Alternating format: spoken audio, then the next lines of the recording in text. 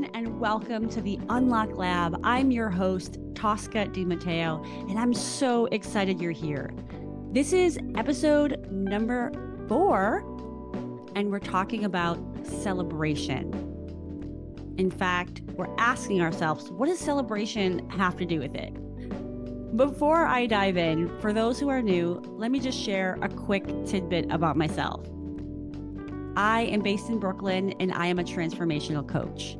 I help organizations to put people first back into the organizational culture, and I help leaders and individuals to get out of their own way to living their best life, to finding fulfillment in their careers, and breaking the patterns in their life that are no longer serving them. I spent 20 years in marketing, primarily in consumer packaged goods, and a big part of what I do is helping people rewrite their narratives and their stories to get to the future that they desire. If you want to learn more about how I can support you, please visit CoachTosca.com. You can also find me on LinkedIn and Instagram with Tosca DiMatteo. All right, so let's talk about celebration. And yes, the title was inspired by a song. What's celebration got to do with it? What's celebration but a self-indulgent practice? No, it is not self-indulgent at all. But so many of us think that it is. There's a lot of things around culture, around our upbringings, that lead to us being super uncomfortable with celebrating ourselves. Because that's primarily what I'm talking about. Although some people also struggle with celebrating others. And we can talk about that too. But we live in a world in which women primarily are told to be humble and to not brag and to not share the wins, because all of this is counter to being likable in today's culture. So this big cultural piece has a lot to do with, I think, why we suppress the celebrations for ourselves. Another big piece of it is your upbringing. What were you told about celebrating? Were you shut down? Were you only allowed to celebrate if they were really big milestones? Did it have to be perfect for you to be celebrated? Like, all of this contributes to how we do or don't give ourselves permission to celebrate.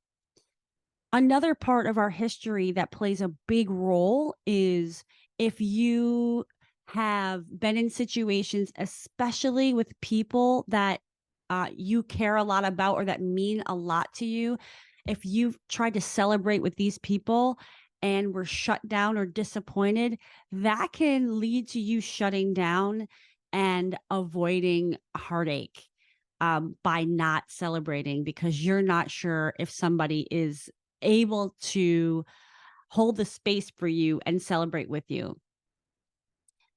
I think that can't be overstated, especially in certain cultures. It can be detrimental when, you're doing better than those that came before you. There can be a lot of jealousy that happens, and this can lead to really shutting down celebration because it's not received in its full beauty, but rather it's shamed. And that may sound really crazy, but it happens so much.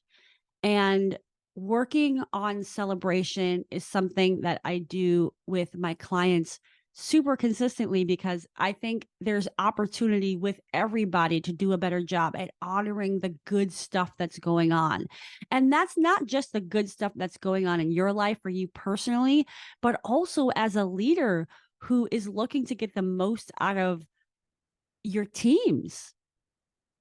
Because I think people get afraid to celebrate because they think that means people will rest on their laurels. But the truth is that positive reinforcement is huge in terms of motivating folks and keeping them wanting to perform at that amazing level that they're performing. So as a leader, it's like, consider and ask yourself, or maybe you're a parent, but in any situation in which you're able to influence celebrating, ask yourself, like, what are the practices that you have?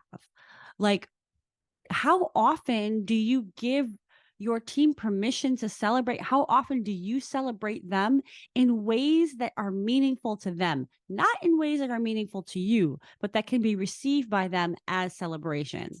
So, for example, introverted folks may not want public celebration. That might not feel good to them, but they may feel really amazing if you give them a handwritten note or a thoughtful email. That might go a whole lot further in terms of celebrating them in a way that they want to receive it. So here's the thing. I'm talking about celebration at this time of the year because a lot of folks are in celebration mode, but also because it can be really hard to celebrate and reflect on the past year and make space for all the wins and to honor all the wins, because also our inner critics can get in the way of that and sabotage us and our wins. And I say this because, you are talking to somebody that has to constantly battle the inner critic that says that wasn't a big enough win, or all the things that my inner critics do to sabotage my self-celebration.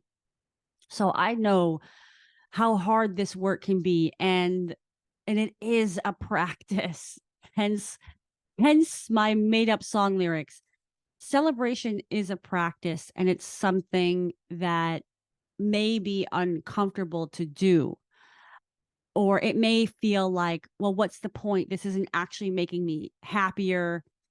But the thing is that you have to do it more frequently for it to really sink in, to really feel good.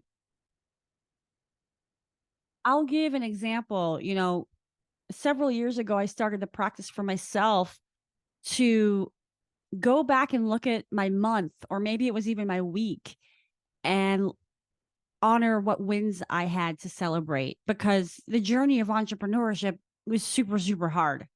And I was getting in these cycles of just beating myself up. And so the practice that I created was, I'm going to go back and honor all the wins, the little tiny wins. Because let me tell you, those are the ones that get us to the next place that we want to be. It's not those big milestones. Yeah, the big milestones are nice, but they're only possible because we had a whole lot of little tiny micro wins along the way.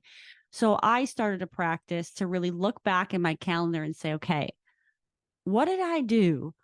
And that was, that could range from, what? I woke up, I got up, and I did my thing, even though I was having a really hard day. That's a win. And I would celebrate that.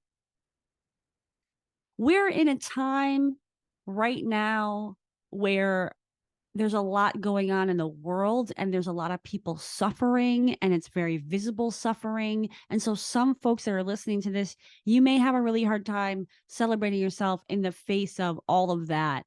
And here's my opinion on this. My opinion is self-celebration is the resistance. Self-celebration is the light that shines on others, that gives them hope, that inspires them, and that keeps us out of the darkness and the shadows. I think this is the revolution. The revolution is that we get to honor where we are, and we get to honor where we've been, regardless of what's going on around us, because that is what propels us forward. That's what propels others to keep moving forward, because they're seeing what's possible, because you're willing to share your wins. And so I'll just share that. It's not to say we don't have empathy and compassion for those who are struggling, not at all.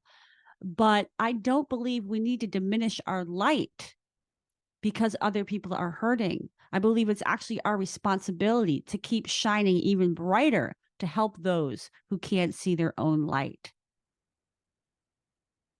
So the other piece about celebration is that it's really powerful when we can do it with others. It really is. And some folks have a hard time celebrating others because of jealousy or because of things like that, which makes it can, prevent people from wanting to speak up. But my invitation for you, if you start to feel jealous with other people sharing their wins, then ask yourself, like, what is it that I'm wishing for myself? Because that's what jealousy really is. It's you honoring that you want something that you don't currently have or are not currently experiencing. Celebration is what combats our inner critics. It's what combats the time that we spend suffering from disappointment, from the hardships of life. It's what reminds us why life is still worth living. Celebration, when done intentionally, can be super powerful. Whether that's a family gathering around the holidays, or whether that's you writing out your 2023 list of celebrations, creating an intent around whatever it is, honoring yourself, celebrating yourself, looking at the truth of your progress and how you've been moving forward all along in the trajectory. Even if there were 2 steps back, you are always in a forward trajectory. Do so with intent, and it doesn't mean it doesn't come without discomfort.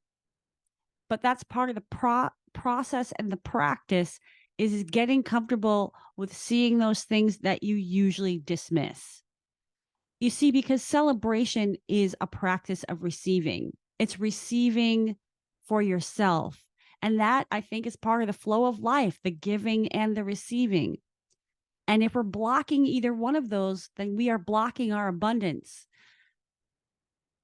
Think of it that way. It's easy to understand how if we don't give to others, we are blocking ourselves. But if we are not giving to ourselves, if we are not allowing ourselves to receive, it's also a block.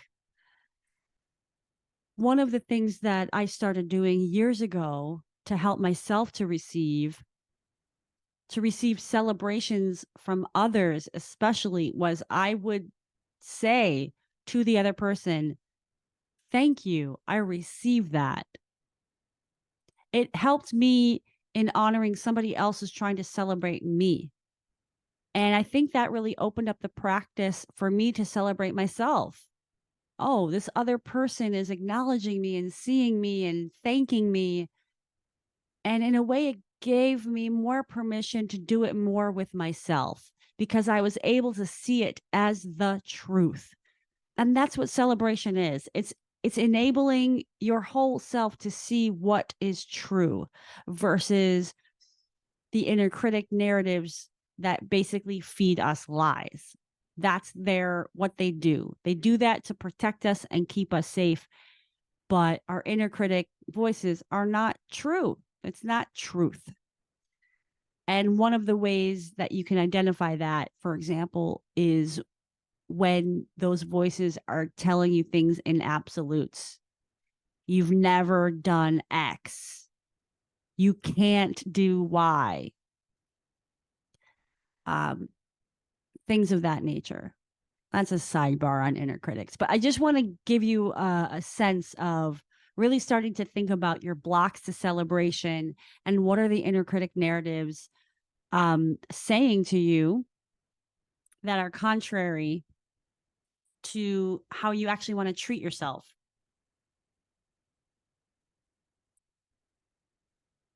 So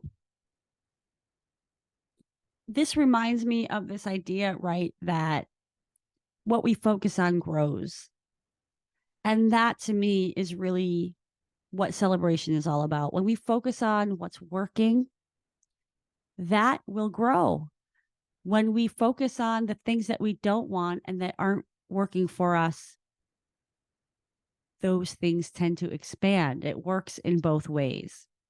So this holiday season, I hope you take the time to celebrate and celebrate the big wins, celebrate the small wins, and experiment with what kind of celebration feels good to you. Maybe it's a dance party in your room. Maybe it's calling a friend and say, I'd love to just chat for 5 minutes and share with you all my wins. Maybe it's documenting on a piece of paper and journaling all the wins so that you can see them on paper. Maybe it's taking yourself out to dinner.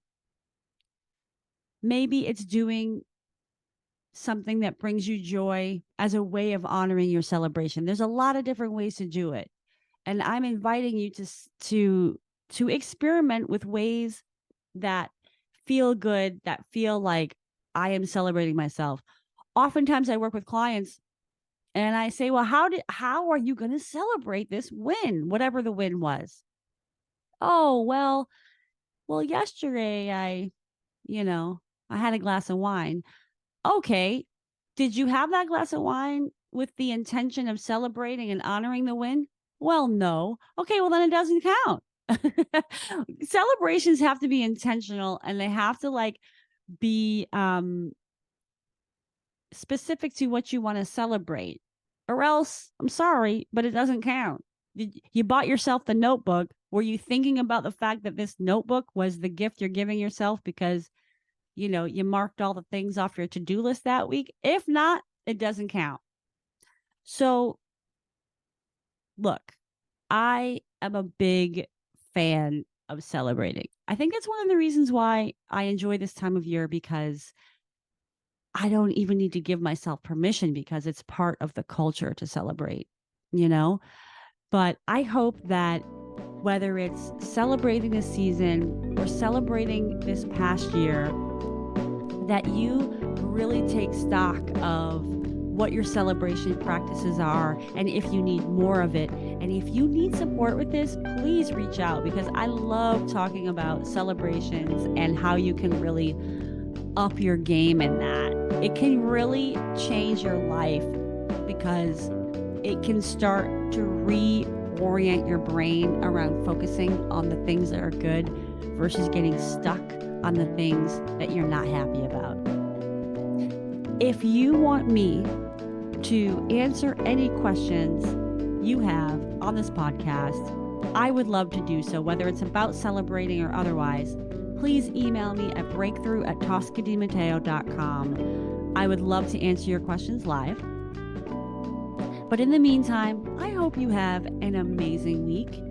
And I hope that you find every space and place and opportunity to celebrate yourself and also celebrate others in your tribe and in your community that benefit from hearing from you. It really is a simple way of uplifting others and spreading the light in times of darkness. All right. I love you all. I'm celebrating you all and your incredible year. And I look forward to seeing you next time in the lab. Ciao for now.